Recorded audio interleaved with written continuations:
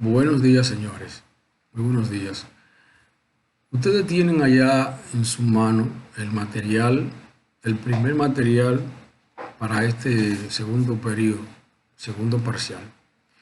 Y se llama equilibrio de cuerpo rígido. Cuerpo rígido en equilibrio. ¿Qué diferencia? Hemos trabajado con partículas. ¿Qué diferencia hay entre un cuerpo rígido y una partícula? Bueno, una partícula es cualquier cuerpo que se considera como si fuera un punto. Y si es un punto, no hay manera de que aplicar una fuerza eso gire, porque el punto de aplicación de la fuerza es precisamente el punto y lo único que hace es desplazarlo. No tiene espacio para poder girar. Por ejemplo, yo cojo mi computadora, la agarro en un sitio, aplico una fuerza de otro lado y la computadora gira. Ese giro que produce esa fuerza aplicada alrededor del punto donde yo la tengo agarrada, entonces eso se llama momento. ¿Sí? Entonces un punto no puede girar. Por eso en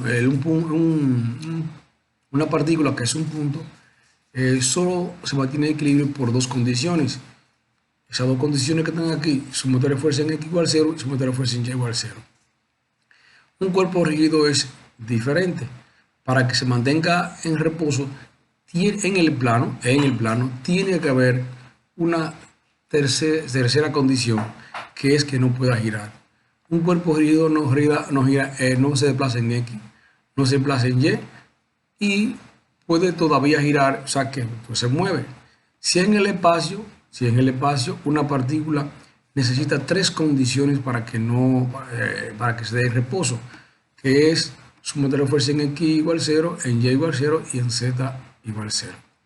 Pero falta la condición de que no gire. Entonces, para que no gire, debe estar estático, no puede girar en ninguno de sus ejes. Entonces, para que un cuerpo rígido tenga en equilibrio, necesitan 6 condiciones. Las 3 condiciones de su motor de fuerza en X, Y y Z, que sea igual a 0, o sea, no se puede desplazar en el eje X, en el eje Y o en el eje Z, y tampoco pueda girar en los ejes X, Y y Z, en ninguno de los 3 ejes. Esas son las 6 condiciones que necesita un cuerpo rígido para estar en reposo o en equilibrio. Y recuerden que un cuerpo rígido es aquel que no se deforma o su deformación es pequeña. Ahora, necesitamos definir qué es lo que es un momento. O sea, vamos a ver aquí dos tipos de momento. O sea, el momento, repito, es un giro que una fuerza hace que el cuerpo dé. O sea, mejor dicho, es el giro del cuerpo producido por una fuerza. Puede ser el giro con respecto a un punto, lo que decíamos ahorita, con respecto a un punto. Yo tengo este lapicero, ¿ya? Es un cuerpo rígido, tengo la fuerza aplicada y gira alrededor del punto acá donde está atado a los dedos, ¿verdad? Ese es el momento que produce esa fuerza alrededor del punto donde están los dedos.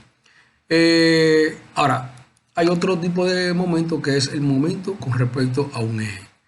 Antes de pasar a eso, fíjense en este caso aquí, en esta figura, que es una representación muy clara de lo que es el momento alrededor de un punto.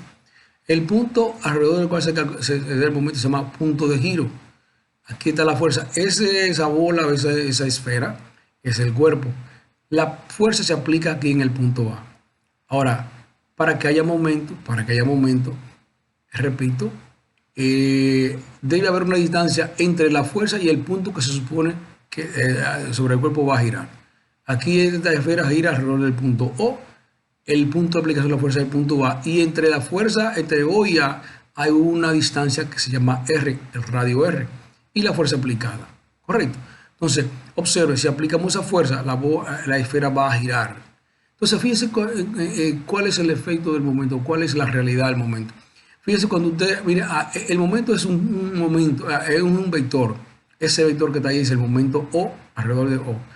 Y en la realidad, ¿qué es lo que uno ve en el momento? Simplemente uno ve un puntito donde alrededor del cual gira ese cuerpo. Si usted toma una lata de agua, la mueve, verá que se va a formar un punto en el centro, alrededor del centro, y en ese punto es el momento. Eso se define por un vector, porque el momento se define como un producto vectorial de vector R por F. El vector R por F. Es el momento vectorial. Entonces decía que hay otro tipo de momento que es el momento con respecto a un eje. Mírenlo aquí. Pero vamos a aplicar eso un poco más adelante. Vamos a terminar con lo que es el momento con respecto a un punto. El momento de la fuerza F con respecto a punto. La fuerza F ya saben que se define por sus componentes rectangulares como Fx, Fy, Fz.